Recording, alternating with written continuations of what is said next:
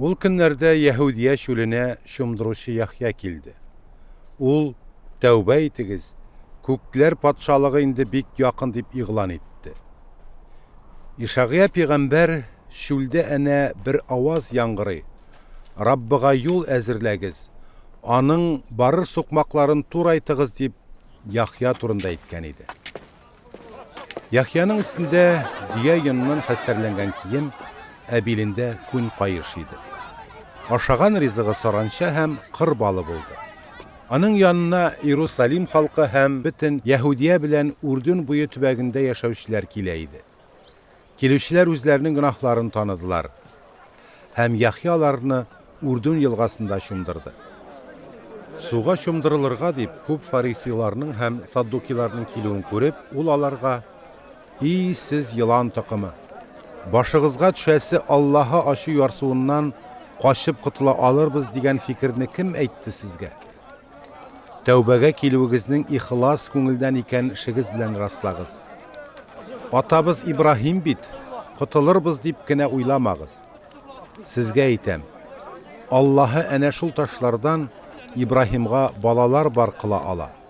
Агач тамыр янында балта әзер ята. Яхшы җимеш бирми торган һәр агачны кисеп утка ташлыйлар. Мин тәүбә итүегезнең билгесе итеп сезне суга чумдырам. Әмма артымнан килүче миннән кыдрәтлерәк.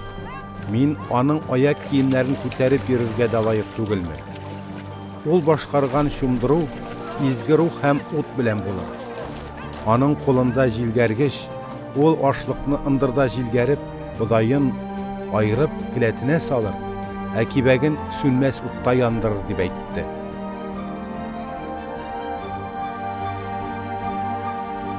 Шул вакытта Үрдүн елгасында Яхья тарафыннан суга чумдырылу өчен Галилеядан Гайса килде. Яхья исә аны туктатырга тырышып: "Син мине чумдырырга тиеш, ә син миңа килгәнсең" диде. "Хәзер шулай булсын. Без Аллаһының гадел ихтиярын шулай итеп үтәргә тиеш" диде аңа Гайса. Шуннан соң Яхья риза булды.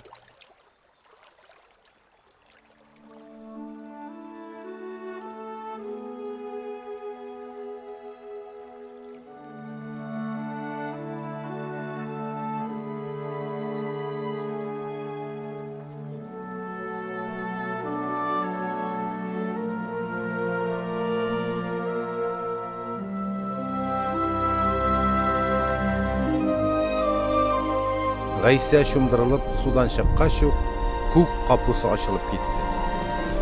Һәм ул үзенә Аллаһы рухының күгәрчен рәвешендә иңүен күрде. Күктән: "Бу минем сөекле угылым, ул минем куанычым" дигән тавыш килде.